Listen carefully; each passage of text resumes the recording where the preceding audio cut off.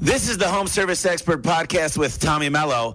Let's talk about bringing in some more money for your home service business. Welcome to the Home Service Expert, where each week, Tommy chats with world-class entrepreneurs and experts in various fields like marketing, sales, hiring, and leadership to find out what's really behind their success in business. Now, your host, the Home Service Millionaire, Tommy Mello.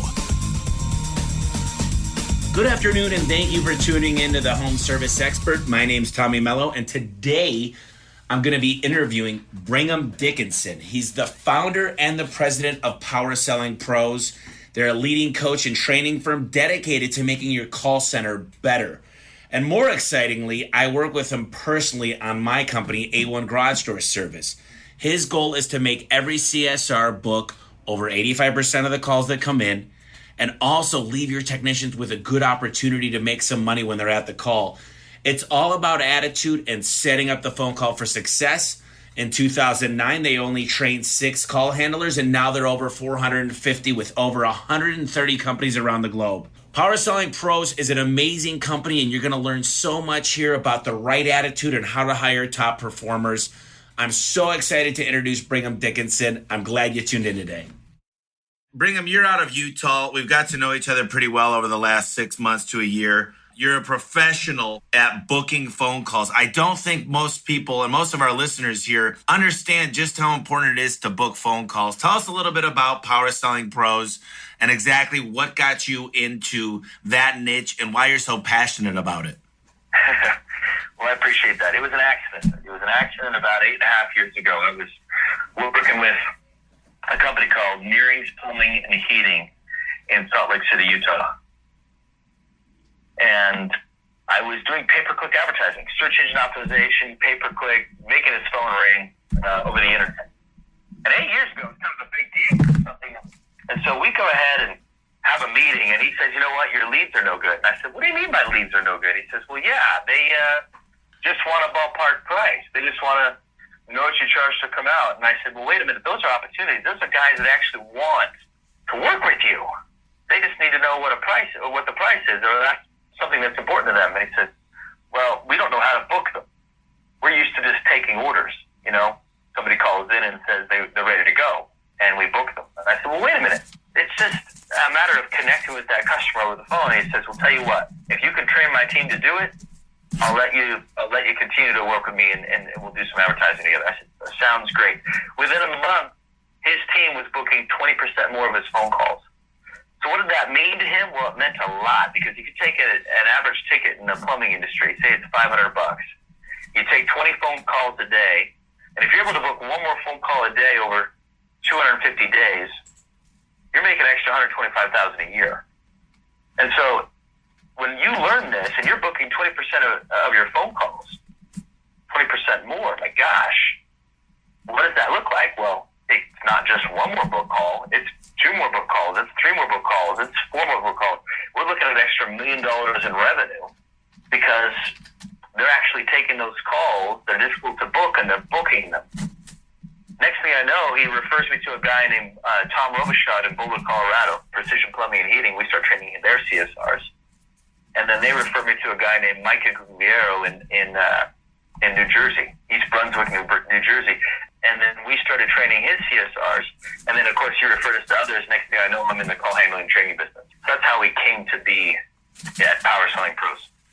Okay, so I really want the listeners to understand we've got a lot of home service experts, air conditioning, we've got plumbing, we've got gutters, we've got aluminum siding, you name it. And for my company, we're going to do some serious dollars, but I want to just take a really even number. We use you, by the way, and you guys are doing amazing with our top CSRs. They literally explain the process because I want to tell these guys how the math works out. But since we're talking about my company, A1 Garage Door Service, you know, we met you guys. We got referred over to you guys. Great recommendation, great referral. You came in here yourself. You actually did this one on your own. You've got an amazing team, by the way. I've worked with several people over there. But tell us a little bit about how you come in and what your goals are and what your guarantees are and what you found with our company. Absolutely. So when you do a training, and a lot of this has been trial and error.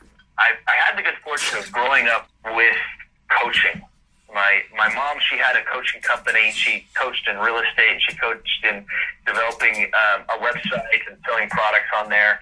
And she had a team of coaches that would coach entrepreneurs on how to do that. And so I experienced coaching. But what was interesting is when I got into the home services industry, there's a lot of trainers out there, and they provide training, and that's great. But what's interesting is that you go and you do a training, and you may be engaged, you may love the information, you may love the content. The minute you go home, how much of that training are you doing? Well, according to results on when it comes to surveys, it's like 10%. You only retain, you might spend $5,000 on a training and only retain 10% of what you learned during that training over time. That's terrible. Terrible. Especially if you invest that kind of money in it. So what works? Well, what works is ongoing accountability. Because you might say you provide or that you provide an excellent service, but you may only do it for a fraction of the customers that you work with. The others don't get the same type of service or the same quality of service. And so what we do is we provide ongoing coaching one-on-one over the phone twice a month using a certification program. There's testing involved. There's video training as well as one-on-one coaching to provide the accountability and help you learn what you need to learn so that when that call comes in, you give them the same excellent service over and over and over and over again. So that's how power certification works, is it's ongoing one-on-one coaching over time as opposed to a one-time training. So tell me a little bit about the guarantee. And typically, here's a story I like to tell because I've been using CallCap for many years, probably I'd say since 2012. And CallCap is just a tool we use to record the phone calls, and then they grade the phone calls. It's called Call Assurance. And when I started, I talked to Susie over there, a great woman. We worked out a great program with them as well. But long story short, she said, Tom, I know you think your people are doing excellent. You got your mother working for you. You got your stepdad working for you. You got pretty much the whole family. And then you've got your 5 main CSRs, 5 years ago. And I said, yeah. I said, I'm in the office. I hear the calls. They're booking the calls. And she said, Tom, you're going to be alarmed. She goes, I don't know your results. Maybe you're right. She goes, but I can't wait to see where you're at because you're very confident you're at 80, 90%. Well, what I found out is I asked Susie, I said, Susie, you work with the biggest call centers in the world for everything from home service to doctors to dentists to everything. What's a good booking rate? She said, Tom, the most unobtainable, best I've ever seen is 90%. And that's where I thought we were. Well, it turns out we were less than 50%. And real quick, Brigham, I've done the math. If you're doing $10,000 in revenue potential a day, that's your potential. And you book 55% of the calls, and you just raise it 25% and you get to 80%. Now you take that $2,500 and you times it by 365 days in a year, you get $912,500. That's almost $1 million back in your pocket. And listen, I spend just an ungodly amount of money on advertising. I mean, I spend hundreds of thousands of dollars a month. And what's the point if we can't book the phone calls? I think the lowest hanging fruit by far is booking the calls that you have coming in, converting those into dollars. And why spend more money in marketing if you can't convert a lead? I sell lead generation. That's one of the main things I do. And the biggest thing I ask is, what's my lead quality? When they asked me, I said, well, how good are you at booking calls? I had a conversation earlier this morning and I said, ma'am, my quality is amazing. It just depends on how good you are at converting it. And I've seen the best. I've seen 9 out of 10 calls get booked by my leads. I've also seen 4 out of 10. And, Brigham, me and you were talking and you were, don't mention any names, but you were dealing with a handyman earlier. Tell me a little bit about that conversation, because that's really, I think, amazing that you're working with this guy now. And tell me about where he's at and where you want to take him. Yeah, definitely. So the home services industry, there's such a range. You've got those that are progressive and you've got those that aren't as progressive. And if you try to tell somebody who's booking 20% of their phone calls that by the time they're done, they're going to book 85 to 90% of their phone calls, guaranteed, they're not going to believe you. There's not going to be any trust there at all. So I had to take baby steps with him. Baby steps. the numbers, so let's just say it's 50%. We didn't even talk about 85% because he was only booking 20% of his phone calls. And I'll tell you why. It's because he's giving a price right out of the gate. Before the customer knows how great he is, how he's better, before there's any connection from an emotional standpoint, they give a price. That's a transaction. That's not a relationship at all. And he's shooting himself in the foot every time he picks up the phone. And so it's a process, it's a journey. And the difficulty is he's got to begin to realize that it's not about the price at all. Funny thing that when people work with you because they believe in you, they trust you, they find the money. They find the money. They say in the beginning they can't afford it. They say in the beginning they're on a budget. They say in the beginning that there's no way that they can pay for this right now. But funny thing, when they believe in you and they want to work with you, they find the money. They borrow from their parents. They borrow from a neighbor. They sell their car. They take out a loan. They find the money. Okay? Are we about getting as much money as we can? No. Money is a byproduct of taking great care of customers. And so our goal is to take great care of the customer. How do we do that? We connect with them on an emotional level. That customer gets on the phone. They don't know a lot of things. They don't know that you can help. They don't know if they've called the right place. They don't know if they can do it themselves. They don't know. They don't know. Your job is to reassure them and connect with them. You show them that you understand their situation. Show them that you care. Reassure them that you can help because they're not sure. Hopefully you are. And then simply ask, when would you like this out?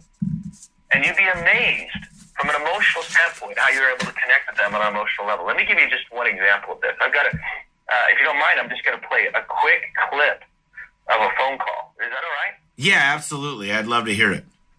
Okay, so I was in Columbus, Ohio. I was training 9 CSRs, and I was teaching them how to sell service agreements over the phone. Now, this is one more thing in the home services industry. It's still an anomaly. It's like, oh my gosh, what do you mean you're selling service agreements over the phone? Yeah, we want to go out to their home twice a year and help them and service their their appliances, so on and so forth. And so it's really simple. The CSRs I was working with were having a little bit of difficulty, a little bit of pushback. They're like, I'm not sure we can do this over the phone. I said, tell you what, I'm going to rearrange my schedule, my flight plan. I'm going to spend a few extra hours with you tomorrow morning. And so I spent 3 hours over the phone, sold service agreements. This is the first 10 seconds of one of them, and you'll see what I'm talking about. This is Brigham. How can I help? Hey, Brigham, this is Kate Granenko calling. Listen, my AC unit is not working in Columbus there, and I need someone to come out and take a look at it and give me the damages. Okay. Did you say it was Kate? Yes. Kate, this is Brigham. Brigham, you are awesome. Well, am I now? I've done very little so far. I appreciate the compliment. That's okay. No, I like your attitude already. This is making me feel better. All right, cool. Now, let me make sure I understand. Are you not there in Columbus Are you not here in Columbus right now? It sounds like I am not here in Columbus right now. No, I am not, because this is my house that I own in Columbus, and my best friend in the whole world, who is like my baby sister, lives at my house. Oh, my goodness. And he keeps an eye on it. I see. All right, so she had an issue with her air conditioner, and somehow, magically, I was helping her feel better already. She was feeling better already without us doing anything with her system. Why is that? Well, it's not logical. It's not logical at all. It's emotional. I was able to connect with her on an emotional level. And when they're able to connect, I introduced myself, I used her name, I was jovial, we connected, and it only took 10 seconds. Do you think she cared about my dispatch fee? No way. Of course she sold a service agreement. Of course she bought one. Of course. Why? Because of the connection that I made in the beginning. So it's a process. It's a process of learning. Once you've learned it, phone rings, you're booking that phone call. It doesn't matter who's on the other line. Does that answer your question? Yeah, absolutely. I mean, you nailed it. And when I used to do this, and I used to sit down with my general manager and my call center manager, and I used to say, there's no way we cannot give people prices over the phone, because a lot of the guys that are listening to this, especially the smaller companies, go, people want prices. They're going to call another company. They're going to get a price from them. But that's not the case. Listen, I went through this it was a paradigm shift in my mind to know that you do not have to give prices. The first thing is first. How am I going to know exactly what's going on out there? Because 99% of the people that give prices change it when they get out there anyway. So that's a fallacy among the home service industry, is you got to give a price on the phone. But if I say, first of all, it's the voice, it's the demeanor. You teach people, you call it the pattern for excellence. And this is what you teach over the first year, is the positive confident. You listen, active listening versus hearing. You care. You say yes. You ask. You're valuable. You're grateful. And then you create that wow experience. Tell me a little bit about some of the wrong things to do, like no problem. And tell me what your thoughts are on that, of the mistakes that we make. We don't even realize we're making them when we're on the phone because they hear no, no, no. Sure. The issue with no problem is twofold. It's no and problem, the double negative. Nobody wants to hear the word no, and nobody wants to hear the word problem.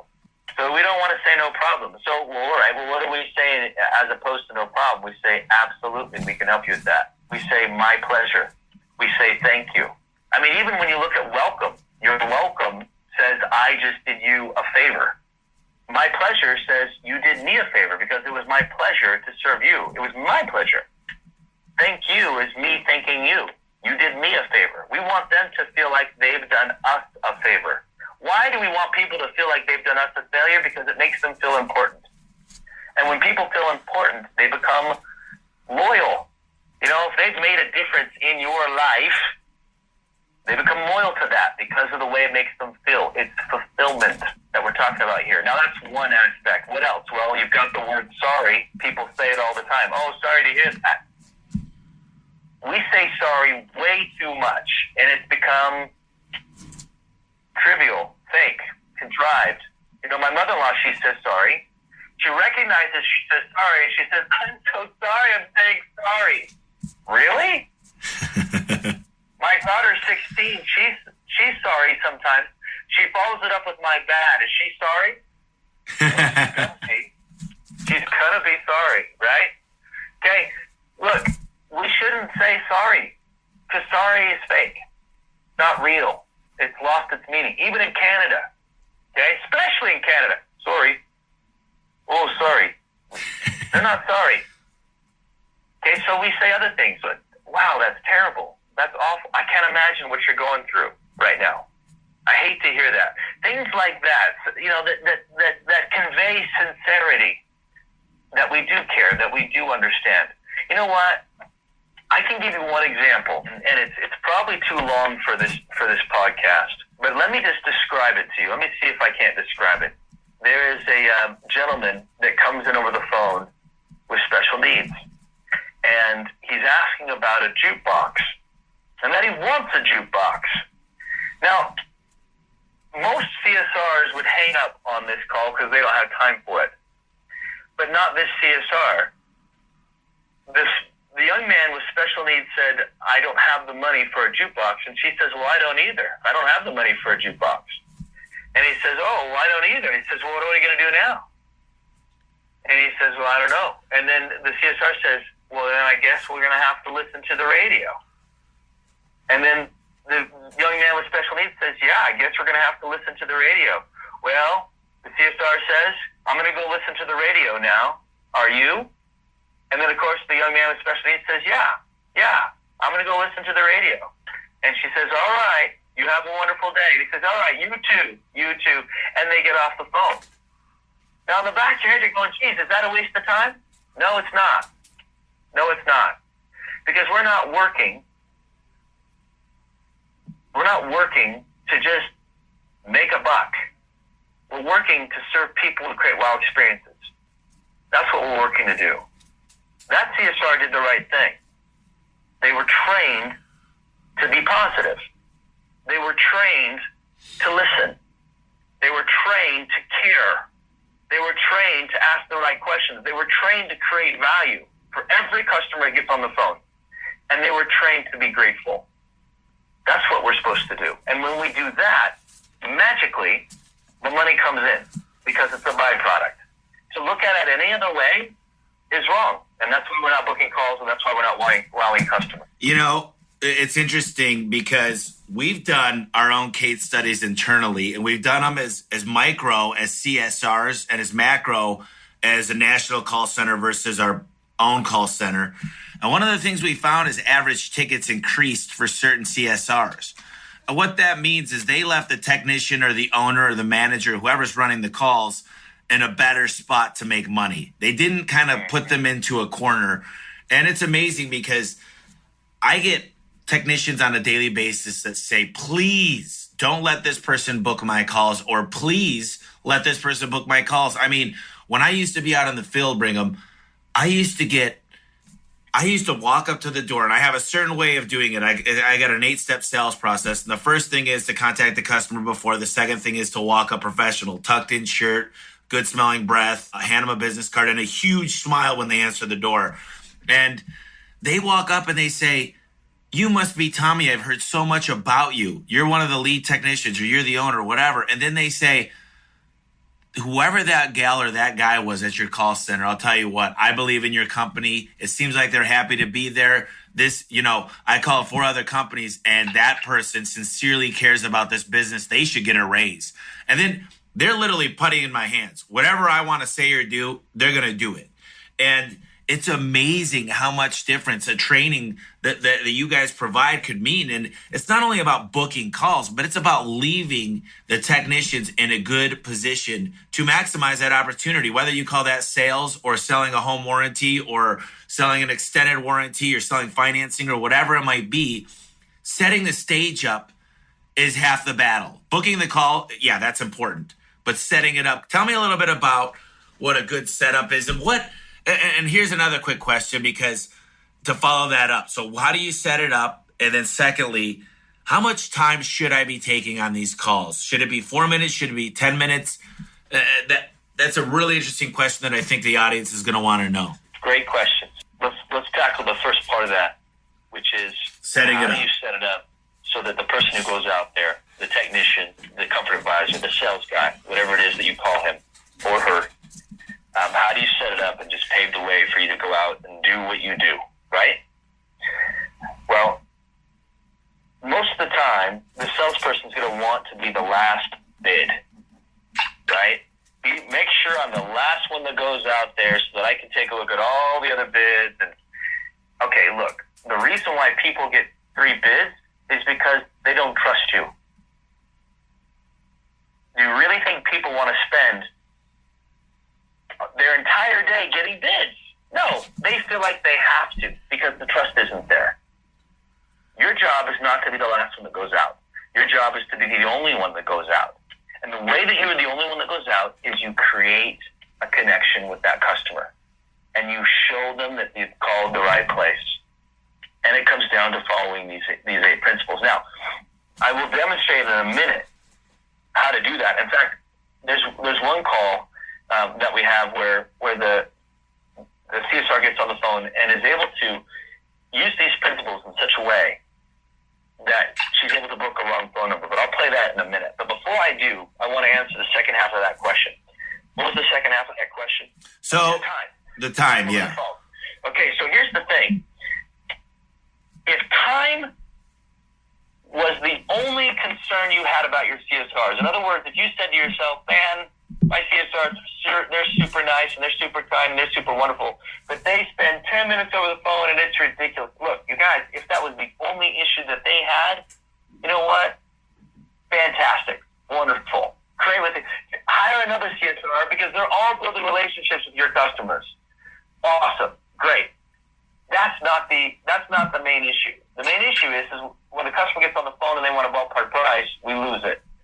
The main issue is when a customer gets on the phone and they're angry because you've been out to their home twice and it's still not fixed, and the CSR doesn't know how to handle it, so they transfer it to you. And that's the thing that keeps you from golfing. The main issue is when a customer gets on the phone and they want to talk to a technician over the phone, the CSR doesn't know how to handle that. That's what we're losing. 85% of our phone calls. So those are the issues that we deal with. Now, look, if we can teach them to be positive, confident, listen, care, say yes, ask the right questions, create value, and be grateful, if we can teach them to do it in the right way, you're going to find that they'll be on the phone on average anywhere between 3 and 4 minutes. Okay. So the back end, you're going, how is that possible? Well, let me give you an example. I did say that I had a phone call here where the customer gets on the phone and it's the wrong phone number. What happens when you call a wrong phone number? Well, first of all, if you're the person who called the wrong phone number, you feel a little foolish, right? You want to get off as quickly as possible. You know, there's a lot of emotional things going on here, and you usually hang up. Logically, you hang up. That's what people do when they call a wrong phone number.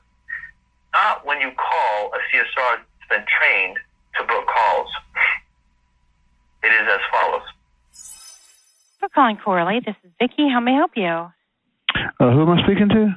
This is Vicki with Corley Plumbing, Air, and Electric. I'm sorry, I have the wrong number. Oh, sure you don't need us for anything? Plumbing, electrical, anything? I could probably use you for a plumbing issue.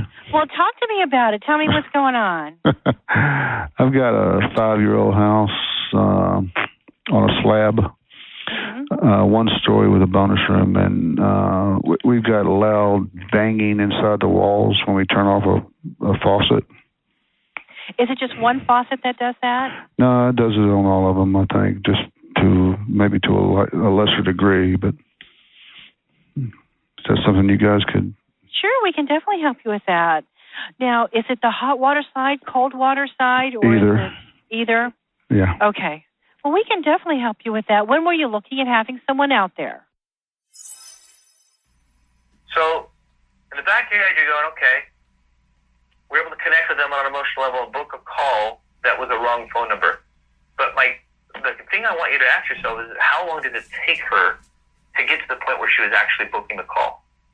I mean, that was a quick call. I mean, that's what's amazing. And her demeanor, I mean, the biggest thing is smiling on the phone and actually showing you care for that customer. And that's what you guys teach.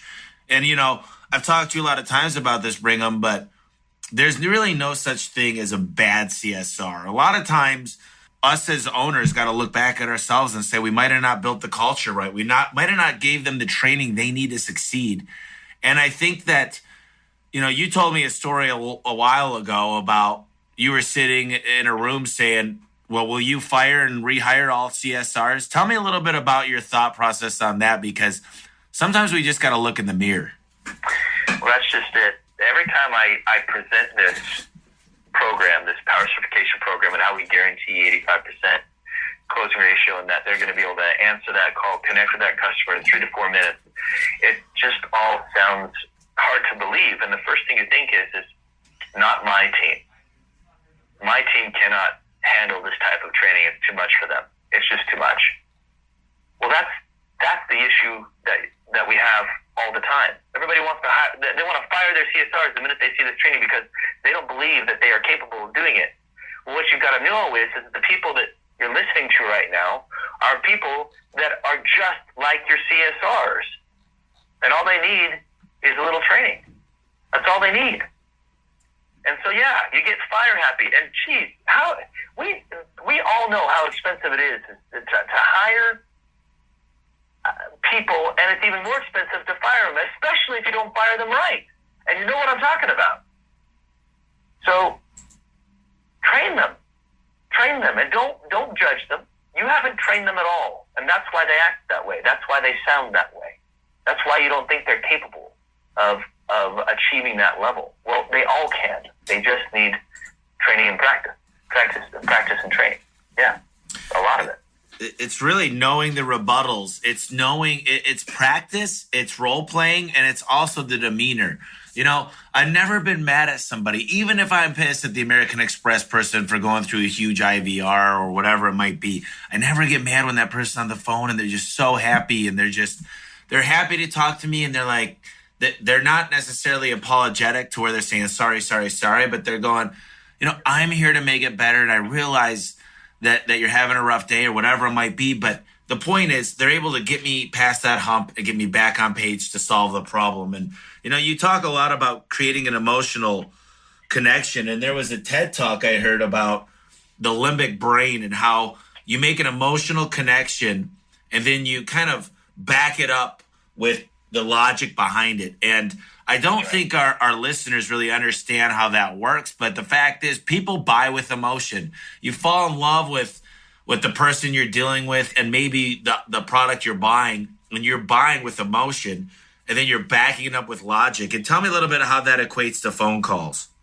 Okay, so in sales today, the pressure selling that we were all taught 10 years ago, 15 years ago, and it worked for a while, it doesn't work today. People are smarter than that. And so now it's completely switched. It's turned on its head. Today, in sales, the best sales training that's out there, they teach you to lead with stories. You lead with story, and then you support it with facts. That's what you do. Now, the reason why that's so important is because, and you're right, yes, Simon Sinek has a TED Talk. It's very popular, and he talks about your different parts of your brain. You've got your limbic brain, and then you've got another part of your brain as well, which is called the neocortex. Neocortex is your rational, analytical thinking and your language. All of that is in your neocortex, the bigger part of your brain. The limbic brain is all about feelings like trust, loyalty, that sort of thing. Here's the other part of your limbic brain. All human behavior and decision making comes from that part of the brain. So even with the decision making, it's the emotional side of your brain. And so, yes, of course, the minute you start giving out statistics without stories, what it does is it puts people in a defensive mode and they begin to question whether or not it's true. But when you tell stories, you keep them in a buying mode. In fact, Jeff Gitomer, he said it best himself. He said, the sell is made emotionally and then justified logically. Stop selling logically. It's not how people buy. So give me a good example. I want to hear this emotion, because what I always try to do is I try to give a great example, because garage doors are difficult for people to understand. But one of the things I always say is, have you ever driven on the highway? And people say, well, absolutely, every day. And then I say, have you ever driven on the highway with your emergency brake on? And they say, no, that would ruin the car and that would not be good. And I say, well, basically what you're doing with your torsion system is you're driving down, your rollers are not rolling. They're called rollers for a reason, and they're skidding along, and that's causing your springs, your bearing plates, your drums, your cables, all of the system to do more work. And that's exactly what it's like. And when I give that analogy, people go, wow, that makes a lot more sense. And I see what you're talking about now, because they're not rolling. And it's not as much of a story, but maybe an anecdote, or an analogy. But tell me a little bit about a story that you might like to tell, or you might have trained. Let's do this. Let's do an HVAC, because I know you work with a lot of people in the HVAC industry. Is there a good story that maybe a call center rep would be able to tell, or like Mr. Jones last week called with the same problem when we were able to get it fixed for just a tune-up? Or what kind of stories would we want to relate to when we think about CSRs telling stories? It's a great question. I would like to play a phone call to demonstrate. Here we go. This is Tiffany. How can I take all good care of you today? Hey, Tiffany. I need to get a plumber out to our house. We're in Lawrenceville. Yes, you sir. guys service Lawrenceville? We certainly do. What's going on? Okay, so our garbage disposal stopped working, and I'm not sure if we need a new one or if we can get it serviced. Yeah. So I wanted to get a tech out, come take a look at it, and if we need a new one, we can get it and have them install it. Certainly. We can do that. Definitely. Yeah, those garbage disposals, once they go out, you never know how much you need it till they go out, right? There you go. Yeah, absolutely. Oh. You're right about that. When would you like somebody to come out? So, the point where she connected with that customer on an emotional level was where? Well, when she was laughing and she said, well, you never know how much you need them till they go out. And he said, yeah. And that's when I felt like he was putty in her hands after that. That's it. Why? Because there's the story. She painted the picture, and she related with them all at the same time. You never know you need a garbage disposal until they go out. You're absolutely right. It's as if they were best friends, and she could have sold them a service agreement for sure. And who cares about the dispatch fee at the end? Because they're connected. They're connected. You see, if I like you, I'm more amiable. I'm more flexible. I'm easier to deal with. Let's say a stranger made a mess in your kitchen. You're probably going to kick that stranger out. There might be a gun involved, right? Especially if it's in the South. Yeah. However, but if I have, let's say my 4-year-old son makes a mess in the kitchen, I'm not going to kick him out. Okay? I'm not. I'm going to say, buddy, next time you pour the milk, let me help with that. And of course, we clean it up together, right? Little lesson, but we move on. Why? Relationship, connection. It is about story. Here we go. My name is Autumn. How can I make you smile? Hi, Autumn. It's Mary Person. I've got an electrical outlet outside that's not working. I want to see if you guys... Well, Mary, I have fantastic news. We do offer electrical services. Yeah, I know. I got a notice in the mail. That's why I called. Oh, sweet. Okay, so same thing there. Oh, Mary, I've got great news for you. And she's like, yeah, I know. I got a notice in the mail. And they're talking like two old friends, even though they've never met each other before. It's relationship. Not about facts. Facts support the story, not vice versa. I love that. You know, that's something that I think anybody that's listening today could take, and I definitely made a note of it. You know, I hear these employees that you're playing, and they're so charismatic. Tell me a little bit about when hiring a new employee. What's the advice to find people who really care about the customers? I mean, what's the best way to find someone that's just in the interview process? Is there any recommendation? I know you could train anybody, but I don't want someone that has a 1-year learning curve. I want someone that could come in and know it within 15 days. What's some things I can do to pre-qualify? Because a lot of the people out here that are listening are trying to hire all-stars, and they really want to figure out how they can do that. Happy, upbeat, and can make me laugh. And what I would do right now is I would have every one of the CSRs during their breaks jump on Pandora and listen to clean comedians. Just do it. Brian Regan, Jim Gaffigan. Listen to clean comedians on their breaks during lunch. It's free. It's all on Pandora. It's there. It's an app that you put on your smartphone. And you just have them listen to it. The reason why this is important is they learn when to pause. They learn to be quick in certain situations. They learn how to tell jokes. I listen to it all the time. All the time. This is a skill. It's a skill. Now, in the back you're going, wait a minute. Why do we want to train our CSOs to be comedians? Listen to what I'm trying to tell you. We want them to connect with the customer. One of the best ways to connect with the customer is to use humor.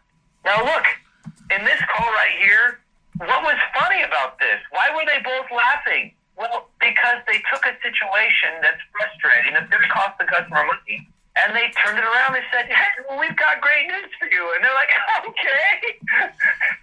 You know what I'm saying? We can help with that. I know. I sound like you're in the mail. Why are they laughing? Well, that's the point. It doesn't make sense. It's emotional, not logical. 100%.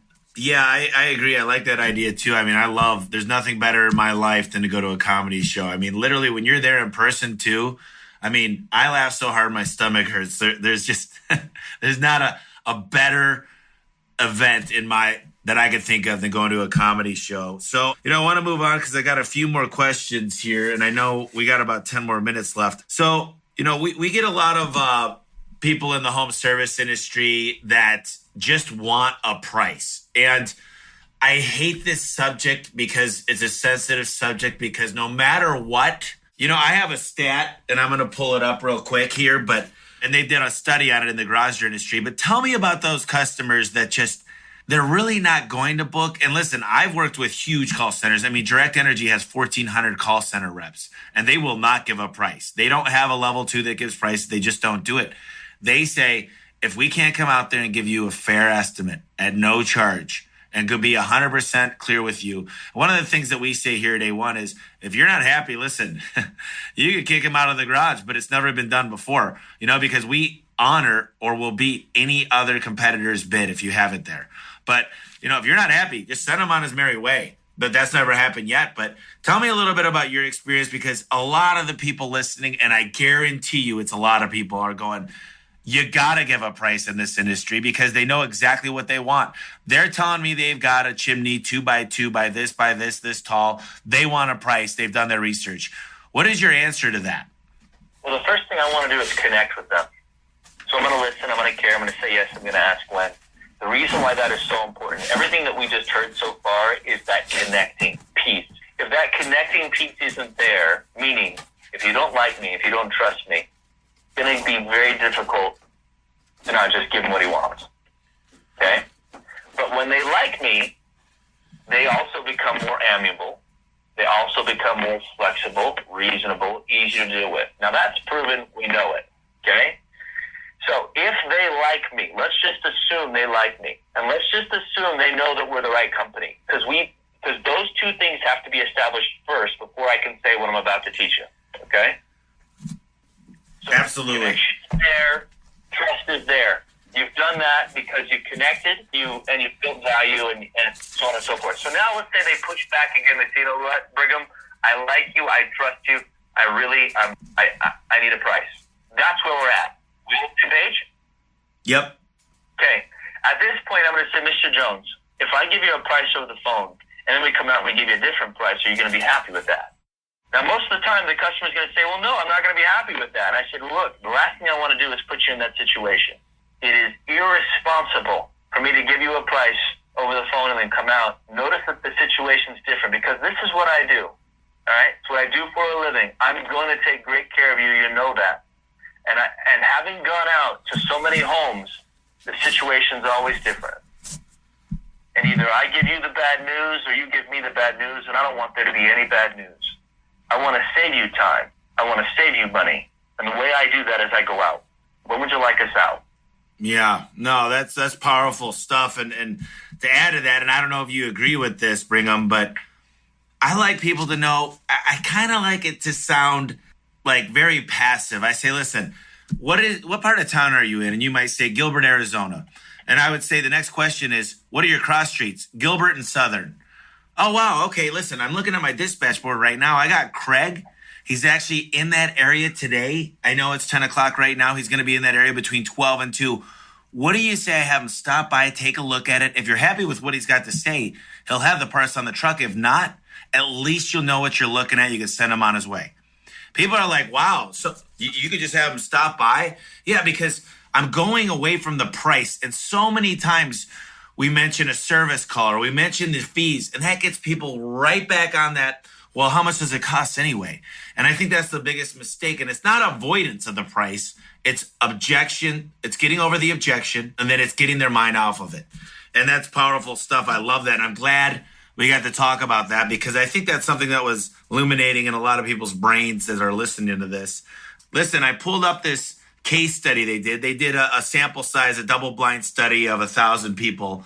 And what they found is, in an order from 1 to 9, and this is real, this isn't something I'm making up, number one thing that people cared about in a garage door was reliability of the garage door components. Number 2 was the installation, meaning labor was warranted, as well as the product.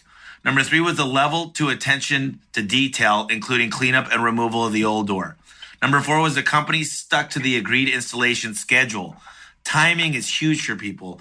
Number 5 is aesthetics or curb appeal. Number 6 is it was easy to clean and maintain. Number 7 was the quiet operation. Number 8 was the length of warranty. Number 9 was actually the price. So a lot of people, everybody thinks you buy on price, but that's 100% wrong. I mean, literally, I watched this guy stand up. He was doing a huge show at one of the garage door conventions, and he goes, listen, I went to go buy this Ferrari. And he goes, it was an amazing Ferrari. He goes, it had all the bells and whistles. And it's funny because the guy did exactly what you said. The salesman told him a story. He goes, listen, the last guy I sold this to, he goes, you got to be really careful with this particular Ferrari. He goes, what do you mean you got to be careful? He goes, well, listen, at every stop sign, you're going to have to go ahead and lock all the doors. And he said, it's just part of the rules when you own one of these. And he goes, what do you mean? Why would I have to do that? It's a Ferrari. I mean, why would I lock all the doors at a stop sign? He goes, because if you don't, all the ladies jump in the passenger seat. And then the whole crowd laughed, and, he ended up buying the Ferrari, but he made a fun pun out of it, and he built this image to the guy, and he told us that story, and this guy was a master salesman as well, and he told all kinds of stories, and it's exactly what you're talking about. We got a really special offer for the listeners, and I want to do that. I just want to ask you one question before we finish here. So a lot of people say outbound sales is a thing of the past. They say that you can't make money anymore with outbound sales. What's your take on that? And is there an ideal approach that you have for that? There's this thing about the word impossible. And I don't understand why we even use the word, because we create our own limitations. We really do. And I have many CSRs, people who answer the phones throughout the country, that when the board is not full, the dispatch board isn't full, they call out and they make outbound phone calls. They call out and they schedule appointments and they keep their teams busy. So it works, and it works extremely well. It's very simple. If the dispatch board is not full and the calls aren't coming in, then you train your CSRs to call out, and we keep the dispatch board full. I can't put it any simpler than that. Okay, well, that's something that's great to know. And, I work with some of the biggest air conditioning companies in a lot of the states, and they say the same thing. If the board's not looking good, the night shift is calling out. They're booking up the next morning, and that's 100% invigorating for me. It's really exciting because this is the kind of stuff you teach. And I want to go into one more thing. The reason I do marketing, the reason I got a master's degree in marketing was because I wanted to make the phone call. I wanted to make the phone ring. That's it. My goal was to make the phone ring. Now, you don't do as much on the marketing side, but if you can't book that phone call, there's no point in doing marketing. There's no point of hiring great sales guys in the field, great technicians with a lot of experience. There's no point to even be in business. So you're the first person. The CSRs are the first image of the company. And there's a Benjamin Franklin said it, and I just looked up the quote, don't put off until tomorrow what you could do today. And I think there's so many people listening going, I'm going to write that name down, and I'm going to call them in 2 months when I get some time. And my problem, Brigham, with that is that's not the case. You need to jump in now. When you came out here, I jumped on, head first. And I said, this has got to happen. And trust me, even looking back today, we've got so much work to do in my business.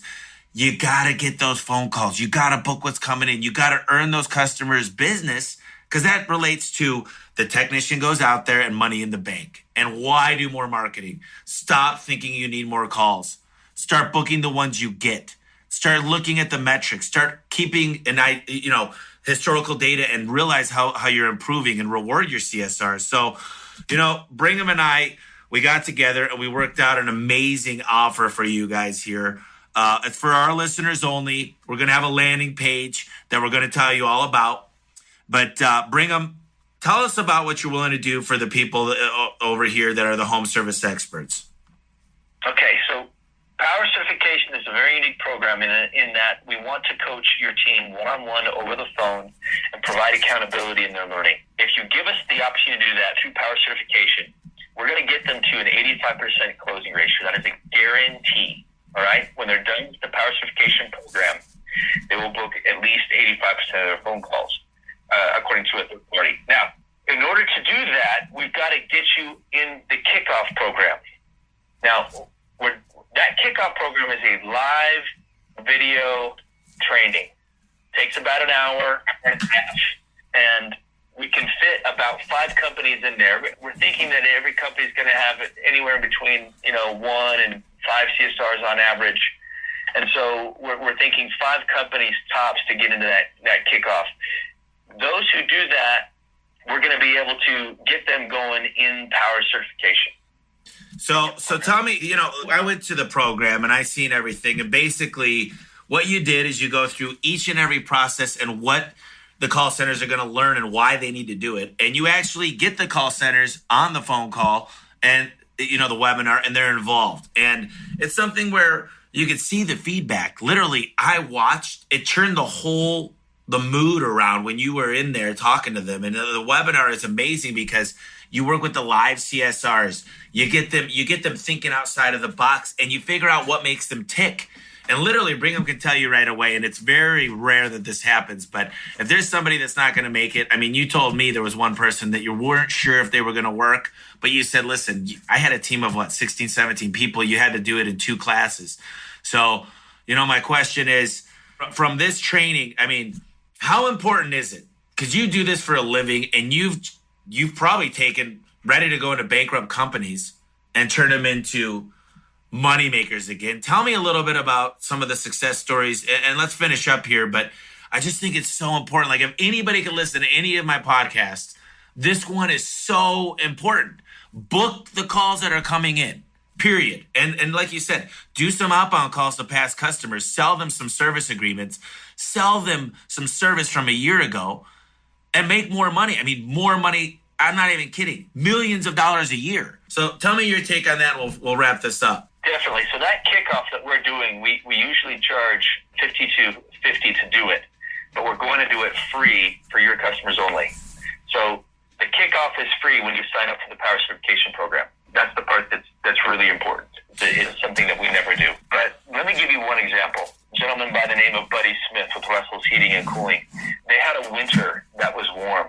Now, for a heating and cooling company, warm winters, not good. Okay, not a good time. And so he met us at an event. We did a training for him, and we started coaching his team one-on-one over the phone using their own phone calls and taking them through the Power Certification process.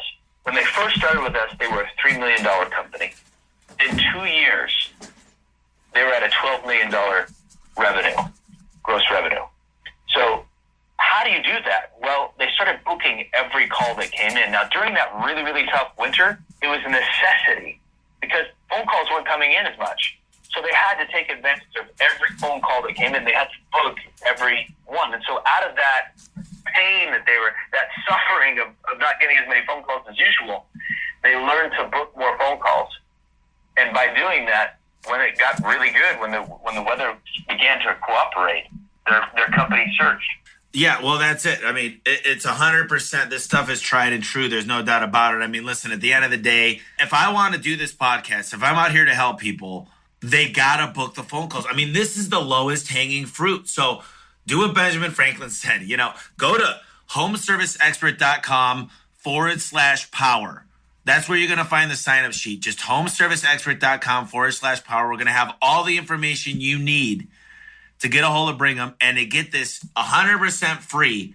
You can sit down, you can ask questions, you can find out what's working and what's not in this program. And I mean, everything works in the program, but what's going to work for you, what's not going to work for you. I mean, he trains people. You might not have a service agreement. I don't know what your business is because there's so many different listeners out there, from HVAC to plumbing to electrical to garage doors to gutters. So service plans are so important. And listen, I'm sure there's someone out there that's done this before, but we even got a service plan for garage doors. And let me just tell you something. We sold 12 of them yesterday. Okay. We teach people now, thanks to Brigham, on how to sell these and get our CSRs trained to get the technicians ready to sell them. So I can't stress it enough. I honestly 100% believe in this stuff, or I wouldn't be preaching it. I mean, this is so important. I know I'm just keep repeating myself, but I just believe in this so much, Brigham. And thank you so much for jumping on this call. I really think we'll probably reconvene again in 6 months. I talked to you a lot more than that, but there's so much to deliver here. I'm passionate about it. I believe in it. I'm so thankful that we found you guys because it really bugs me, Brigham. It bugs me to death when I find out our booking rate is 60 or 70%. That means if it's 70%, which is really good for some people, we're missing out on 20% of revenue. Do you realize that most companies in the home service business only make an 18% profit? And if we're losing out on 20%, how are we going to make money? How are we going to last with Amazon and all these different companies coming out in the home service industry? I mean, this is so important. Do it today. I'm going to leave you with some closing thoughts and tell all of our listeners, whatever you want to, maybe something I left out, but I'll let you close it up. Okay, Brigham? You mentioned something very interesting when you said Amazon. Why should we be concerned about Amazon? It's a very good question. They are a juggernaut. They are making amazing things happen in our country right now. They just opened up another retail supermarket in New York, and it's incredible. You walk in, you've got an app on your phone, you pick products up off the shelf, put it on your basket, and there's no teller, there's no cashier. You walk out, and it charges the app, processes your card, and that's how you pay for it. Now, in the backyard, you're going, wow, that's a very interesting experience. Well, what Amazon has learned is that people buy experience. And the best way to create consistency in the experience is to have no experience. You guys, according to Consumer Reports, Amazon is the best in customer service. In fact, even better than Chick-fil-A. How is that possible without a customer interface? Because there is no experience. There's no experience. Now, how do you compete against that? How do you beat that? Well, take a look at what Chick-fil-A is doing.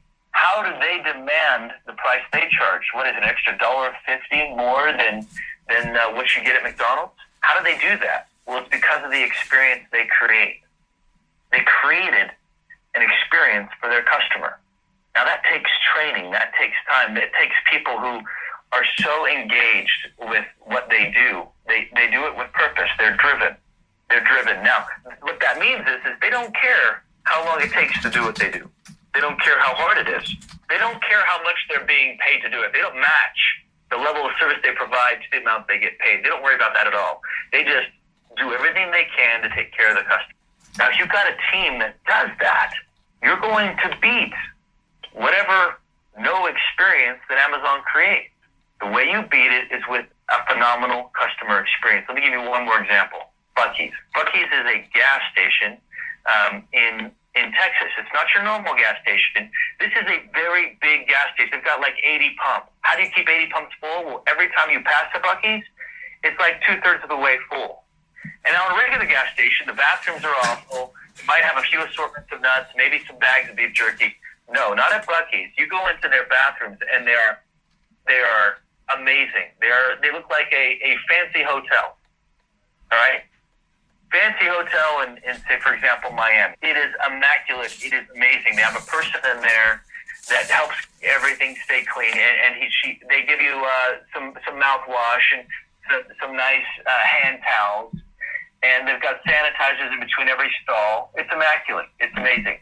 Now, the nuts, say you like almonds. Well, they've got 20 assortments of almonds. Say you like beef jerky. Well, they've got free samples of all the jerky you could possibly think of. Buffalo jerky, elk jerky, of course, different types of beef jerky. And they've got big slabs of it, and they give you free samples. This place even has samurai swords, I kid you not. And they stay incredibly busy, incredibly busy. Why are they successful? Because of the experience they create. People buy experience. In fact, we were talking statistics earlier. 86% of the time, people will buy experience over brand or price. People want an experience today.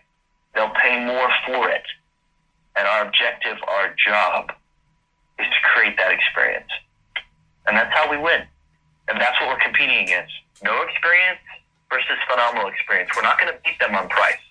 If you're the lowest priced, you're going out of business. It's only a matter of time. Your price should be demanded, not talked down. You demand the price you charge. You demand it by the experience you create. You have no choice. Amazon's got low price. They win. You have to go after quality. You have to go after amazing customer experience. And that starts over the phone. I agree. Listen, this is Brigham Dickinson. He's with Power Selling Pros. He's the founder, the president, the owner of the business. You got to go to homeserviceexpert.com/power. That's homeserviceexpert.com/power. And you can find out all about this. It's an amazing opportunity. It's free. You got to learn more about him. Brigham, thank you so much for being on the podcast today. I'm a huge fan. I'm so glad we're doing business together and appreciate everything. Hey guys, I just wanted to say thank you for listening to the podcast, and I wanted to talk real quick about the new book I have coming out in November. It's called The Home Service Millionaire, and I discuss everything it takes to hire the right people, train your salespeople, how to get tax breaks, It talks about how to sell your company for the most amount of money. We've got a lot of great contributorships coming on. Everybody from Paul Akers about how to go lean to how you do sales, from enterprise, how to get the best write-offs in the industry and save a ton on taxes and actually make your company look more professional. I got the CEO of Service Titan. I got the CEO of Valpak. We've got great people on here that know everything there is to know about marketing and Google. And there's basically no secrets we left out of this book. Literally, there's people that have read it so far say, I cannot believe you're giving all this information away. And the reason I did that is I just feel like you guys could just take each one of these gold nuggets and run with them. I mean, the ultimate goal of the book is to make sure that everybody is successful and makes money. If I could contribute to your lives, then that would be amazing. And I feel like it's the least I can do. And I really appreciate you listening to the podcast. I hope you enjoy the book. Go to Home Service Millionaire. That's homeservicemillionaire.com and pre-order your book today. Thank you. Book today. Thank you. Book today. Thank you.